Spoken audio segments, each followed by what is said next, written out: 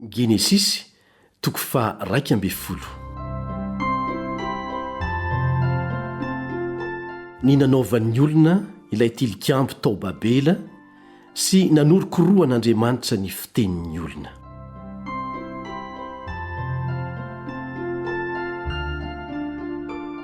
Ary ny tany rehetra dia iray fanonana sy iray fiteny.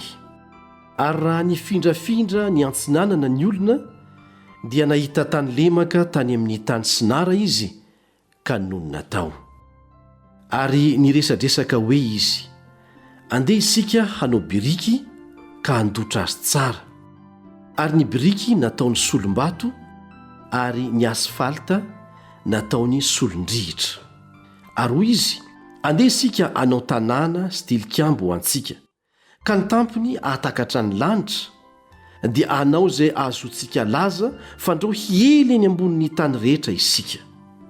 Dia nidina Jehovah hizahany tanàna sy ny tilikambo izay nataony zanak'olombelona.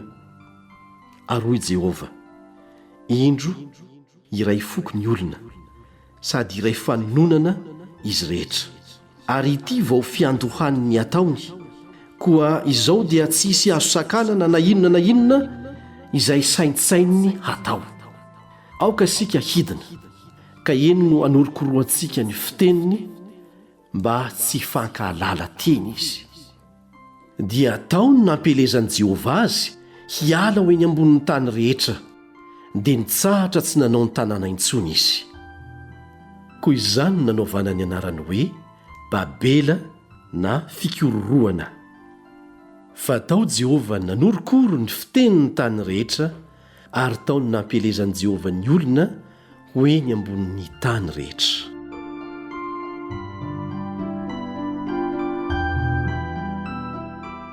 Ny taranak'i Sema mandrakam-by amin'ny tera rain'i Abrahama.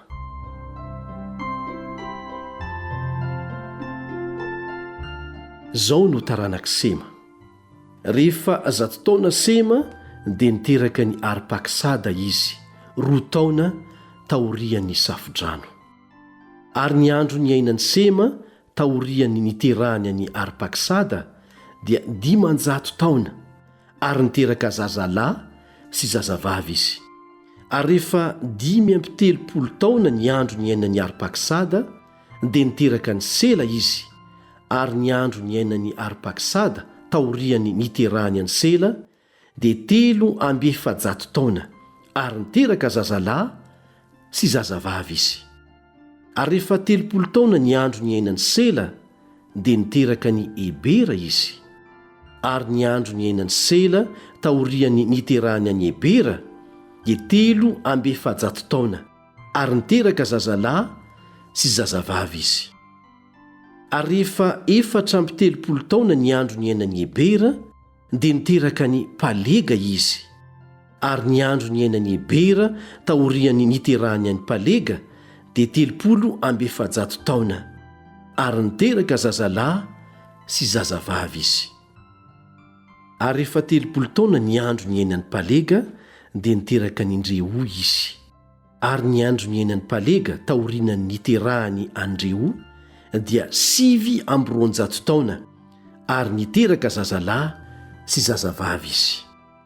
Ary rehefa 230 taona ny andro ny ainan'Andreu dia niteraka any Seruga izy, ary ny andro ny ainan'Andreu taorian'ny niterahany any Seruga dia 700 taona, ary niteraka zazalahy sy zazavavy izy. Ary rehefa 30 taona ny andro ny ainan'ny Seruga dia niteraka ny Naora izy, ary ny andro ny ainan'ny Seruga taorian'ny niterahany any Naora dia 200 taona, ary niteraka zazalahy sy zazavavy izy. Ary rehefa 720 taona ny andro ny ainan'ny Naora dia niteraka Antera izy, ary ny andro ny ainan'ny Naora taorian'ny niterahany Antera dia 710 taona, ary niteraka zazalahy sy zazavavy izy. Ary rehefa 70 taona ny andro ny ainan'ny Tera dia niteraka ny Abrahama sy Naora ary Harana izy.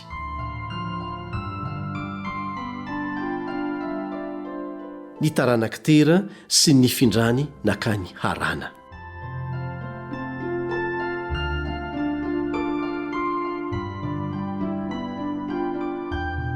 Ary izao no taranak Tera.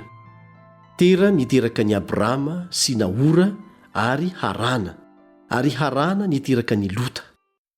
Ary maty Harana raha mbola teo anatrehany Tera rainy tany amin'ny tany nahaterahany dia tao Ora ny Kaldeana. Ary Abrama sy Naora dia samy naka vady ho azy. Ny anaran'ny vadiny Abrama dia Sarai, ary ny anaran'ny vadiny Naora dia Milka, zanaka vavy ny Arana, rainy Milka sy rainy Iska. Ary momba Sarai tsy nanan-janaka izy. Ary Tera nitondra ny Abrama zanany sy Lota zafiny zanaky Harana, ary Sarai vinantovavy vady ny Abrama zanany, dia niaraka taminy ireo ka niala tao Ora ny Kaldeana hankany amin'ny tany Kanana.